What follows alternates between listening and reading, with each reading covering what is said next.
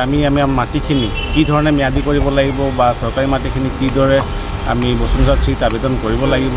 আমি পাট্টা ওলাই দিবৰ কাৰণে আমি 100% আমি সহযোগ কৰি আমি চাৰ্কুল অফিচতো যাম, কেনেকুৱা ধৰণে আমাৰ মানুহবিলাক পাট্টা পাব। সেই বিষয়াই হওক যিসকল আছে প্ৰতিটো জিলাই প্ৰতিখন চাহ বাগিচা অঞ্চলত প্ৰতিটো গাঁও অঞ্চলত থকা আদিবাসী পৰিয়ালসমূহৰ ভূমি যাতে নেহেৰুৱায়।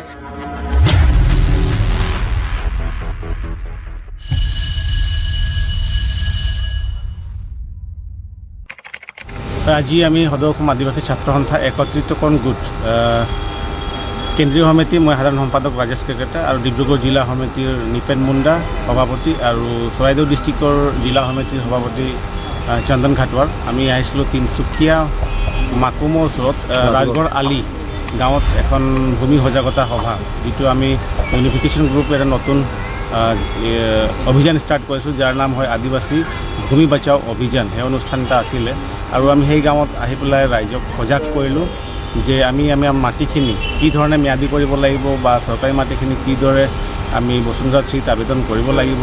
তো এইখিনি গোটেই কথাখিনি তেওঁলোক বুজোৱা হ'ল আৰু ৰাইজে বুজি পালে। আৰু অনাগত দিনত মানে 12 জানুৱাৰীত আমি দ্বিতীয় এটা সভা কাৰ্যসূচী তাত ল'ম আৰু সেই সভাতে আমি প্ৰয়োজন সাপেক্ষে অনলাইন কৰি জমাবন্দী উলিয়াই দিয়া হ'ব ৰাইজৰ, আৰু বাকী যিখিনি কাম থাকে সেই সভাতে আমি নেক্সট কাৰ্যসূচীৰ কাৰণে আজি আমি মাকুম ৰাজগড়ত আমি আজি সজাগতা সভাৰ যোগেদি ভূমি বচাও অভিযানৰ যোগেদি আমি ৰাইজক তাত আমি কেনেকুৱা ধৰণে আমি মাটিবিলাক নামজাৰি কৰিব লাগে, একচনীয়া মাটিবিলাক কেনেকুৱা কৰিব লাগে, চিলিং মাটি কেনেকুৱা কৰিব লাগে, ম্যাদী কেনেকুৱা কৰিব লাগে, এই গোটেই বিষয়টোক আমি ৰাইজক তাত অৱগত কৰিলোঁ। আৰু আমি এটা সিদ্ধান্ত এটা গ্ৰহণ কৰা হৈছে, যিহেতু তাত বহুত আমি মাটিৰ সমস্যা দেখিবলৈ পালোঁ আৰু সঁচাকৈ আমি যিবিলাক আদিবাসী এলেকা আছে আৰু আদিবাসীসকলে বহুত যুগ ধৰি বসবাস কৰি আছে, কিন্তু আজি তাৰিখৰ ভূমি পাট্টা পোৱা নাই।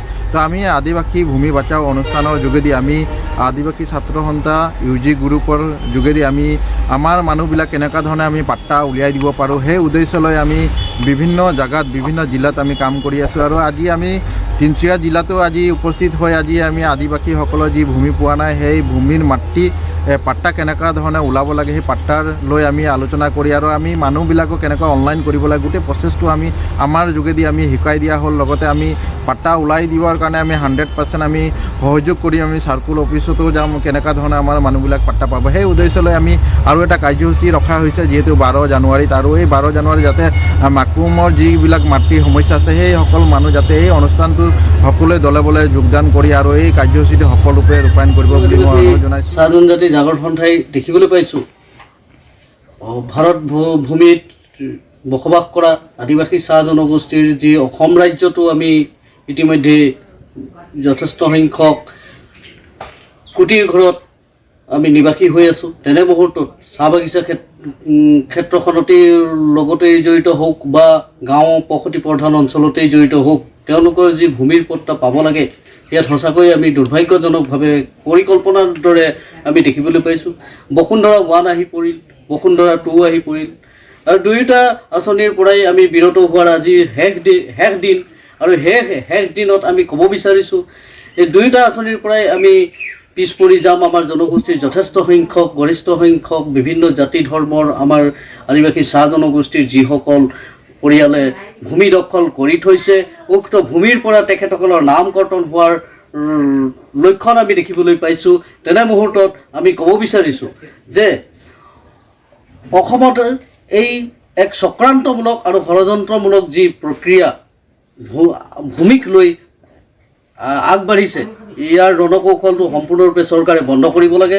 আৰু প্ৰতিটো নাগৰিকে আদিবাসী চাহ জনগোষ্ঠীৰ প্ৰতিজন ভূমি থকা পৰিয়ালে ভূমিৰ অগ্ৰাধিকাৰ পাব লাগে। বসুন্ধৰা 1, 2ত যদি কিবা কাৰণত নাম তেওঁলোকৰ অন্তৰ্ভুক্ত নহয়, অন্যান্য যিকোনো প্ৰক্ৰিয়াৰে নামবিলাক অন্তৰ্ভুক্ত কৰি লাট মণ্ডলে যিটো অৱহেলা প্ৰক্ৰিয়া ইতিমধ্যে ৰাজহ চক্ৰ বিষয়াসমূহৰ নেতৃত্বত থকা লাট মণ্ডলে সকলে যি ধৰণে লিখনিবিলাক আগবঢ়াই দিব লাগে সেই লিখনিসমূহ আগবঢ়াই নিদিয়াত আজি ভূমি পট্টাধাৰী যথেষ্ট খাজনা ৰচিদ থকা পৰিয়ালসমূহ ভূমিৰ হেৰুৱাব লগা যি কাৰ্যত লিপ্ত বা পৰিগণিত হ'ব লগা হৈছে, যথেষ্ট দুৰ্ভাগ্যজনক কথা। এই লাট মণ্ডলৰ অৱহেলা বুলি আমি ক'ব বিচাৰোঁ। ইয়াক ৰাজহ বিভাগে খুব খৰতকীয়াকৈ ইয়াৰ ওপৰত নজিৰ দিব লাগে। জিলা উপায়ুক্তই হওক, চক্ৰ বিষয়াই হওক, যিসকল আছে প্ৰতিটো জিলাই প্ৰতিখন চাহ বাগিচা অঞ্চলত, প্ৰতিটো গাঁও অঞ্চলত থকা আদিবাসী পৰিয়ালসমূহৰ ভূমি যাতে নেহেৰুৱায়, তেখেতসকলে ভূমিৰ পট্টা পোৱাৰ ব্যৱস্থা কৰাৰ এক দিহা কৰিবলৈ আমি তদ্ৰূপেই আমি অসম চৰকাৰ তথা বিভাগীয় কৰ্তৃপক্ষক আমি অনুৰোধ জনাইছোঁ আৰু আহ্বান জনাইছোঁ। ধন্যবাদ।